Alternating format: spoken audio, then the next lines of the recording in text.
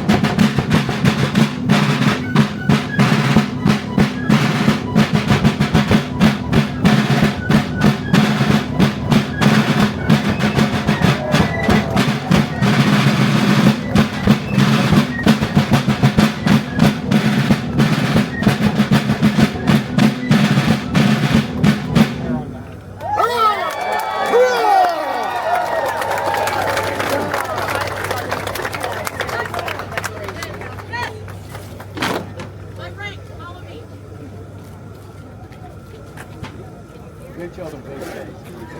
Really good.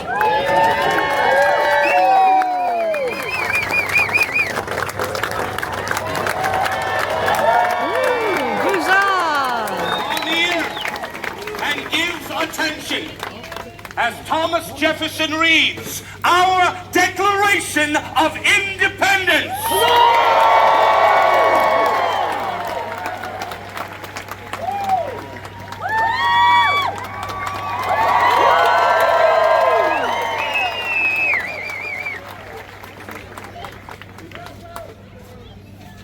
Congress, July 4, 1776.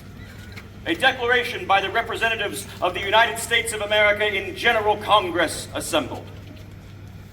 When, in the course of human events, it becomes necessary for one people to dissolve the political bands which have connected them with another, and to assume among the powers of the earth the separate and equal station to which the laws of nature and natures of God entitle them. A decent respect to the opinions of mankind requires that we declare the causes which impel them to the separation. We hold these truths to be self-evident, that all men are created equal, that they are endowed by their Creator with certain unalienable rights, that among these are life, liberty, and the pursuit of happiness.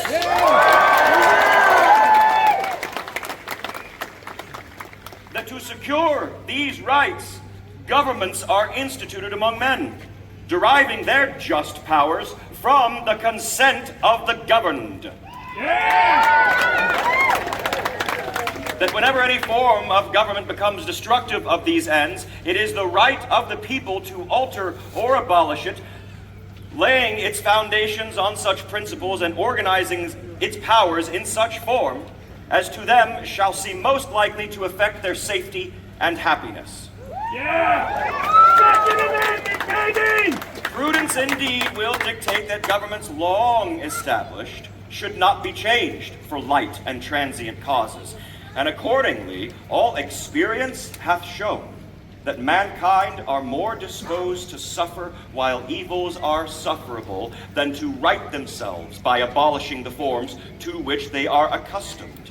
But when a long train of abuses and usurpations, pursuing invariably the same object, evinces a design to reduce them under absolute despotism, it is their right, it is their duty to throw off such government.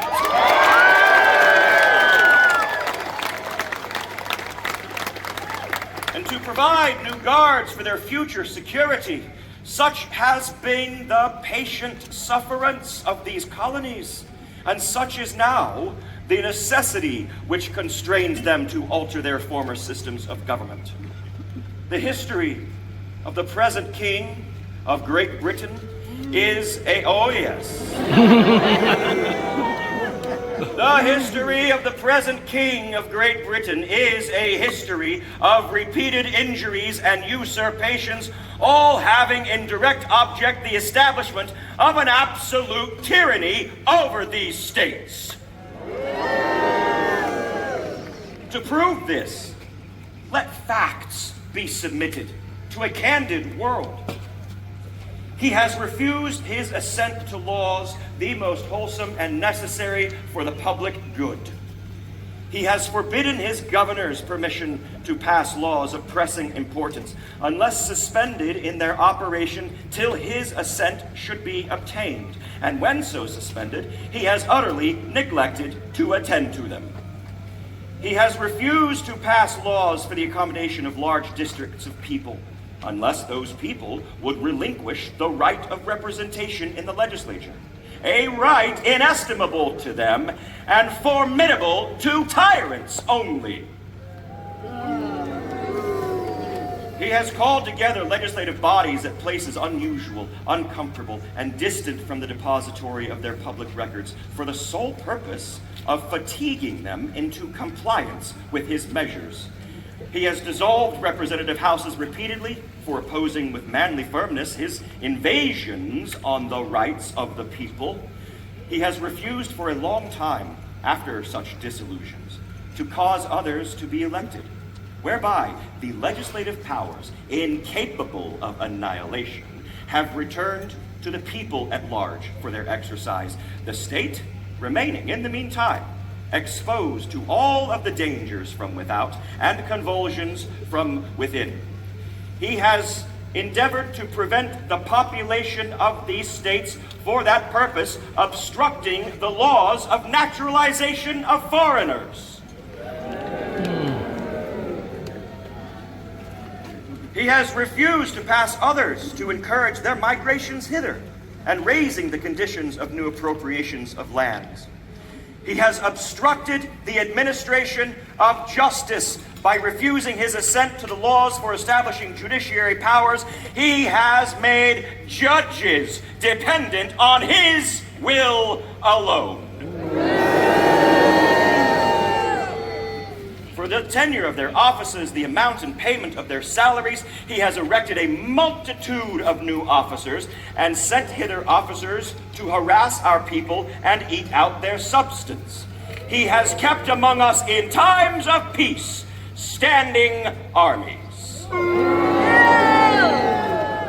Without the consent of our legislature, he has effected to render the military independent of and superior to the civil power. He has combined with others to subject us to a jurisdiction foreign to our Constitution, unacknowledged by our laws, and giving his assent to their pretended acts of legislation. He has quartered large bodies of troops amongst us, for protecting those troops by mock trial from any punishment for any murders which they should commit on the inhabitants of these states. For cutting off our trade with all parts of the world. For imposing taxes on us without our consent. For depriving us, in many cases, of the benefits of a trial by jury. For transporting us beyond the seas to be tried for pretended offenses, for abolishing the free system of English laws in a neighboring province, establishing therein an arbitrary government, and enlarging its boundaries so as to render it at once an example and fit instrument for introducing the same absolute rule into these colonies, for taking away our charters, abolishing our most valuable laws, and altering fundamentally the forms of our government, for suspending our own legislatures and declaring themselves vested with the power to legislate for us in all cases whatsoever. He has abdicated government here by declaring us out of his protection and waging war against us. He has plundered our seas, ravaged our coasts, burnt our towns, and destroyed the lives of our people. He is, at this time, transporting large armies of foreign mercenaries to complete the works of death, desolation, and tyranny, already begun with circumstances of cruelty and perfidy, scarcely paralleled in the most barbarous of ages, and totally unworthy of the head of a civilized nation. He has constrained our fellow citizens taken captive on the high seas to bear arms against their country, to become the executioners of their friends, of their brethren, or else to fall themselves by their hands. He has excited domestic insurrections amongst us. He has endeavored to bring on the inhabitants of our frontier, the merciless Indian savages, whose known rule of warfare is an undistinguished destruction of all sexes and conditions. And in every stage of these oppressions, we have petitioned for redress in the most humble terms. Our repeated petitions have only been answered by repeated injury. A prince whose character is thus marked with every act which may define a tyrant, is unfit to be the ruler of a free people.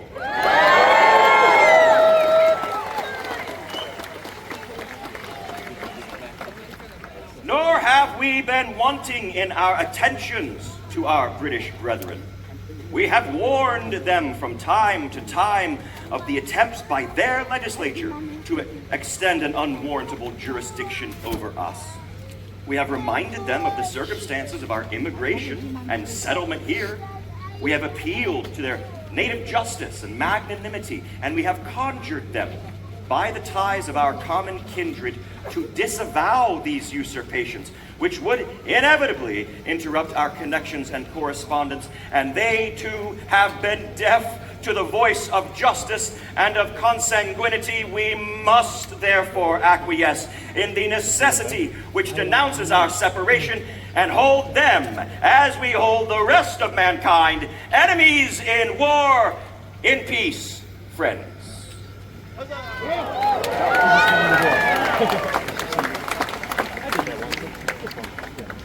We, therefore, the representatives of the United States of America,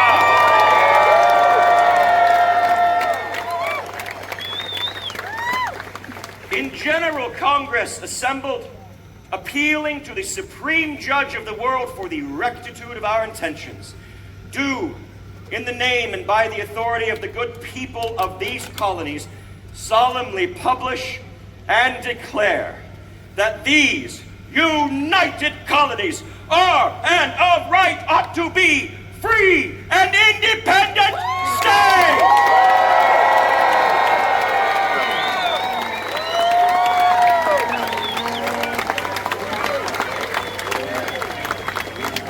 That they are absolved from all allegiance to the British Crown, and that all political connection between them and the state of Great Britain is and ought to be totally dissolved.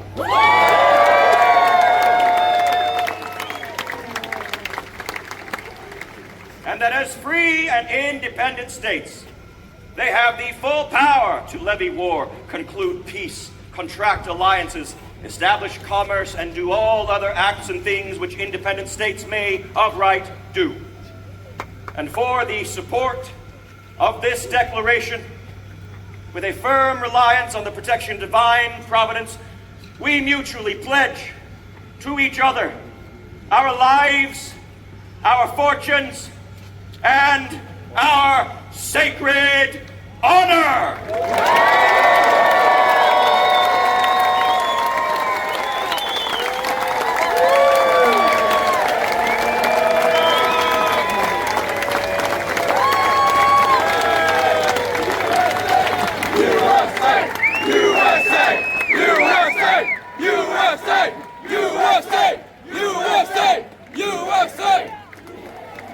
Friends, new citizens in this fledgling country taking its very first steps.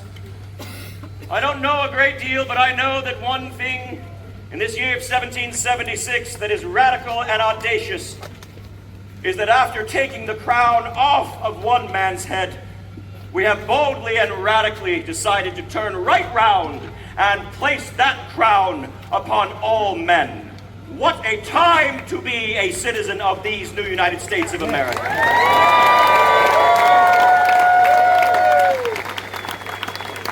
I believe whether we last 1 year or 10 years, 100 years, or can you imagine 250 years?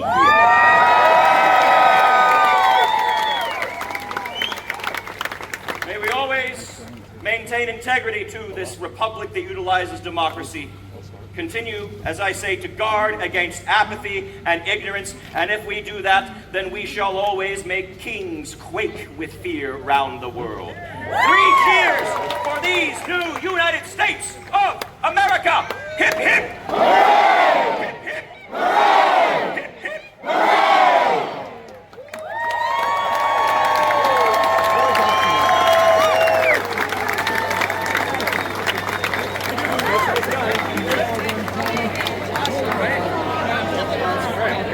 Let's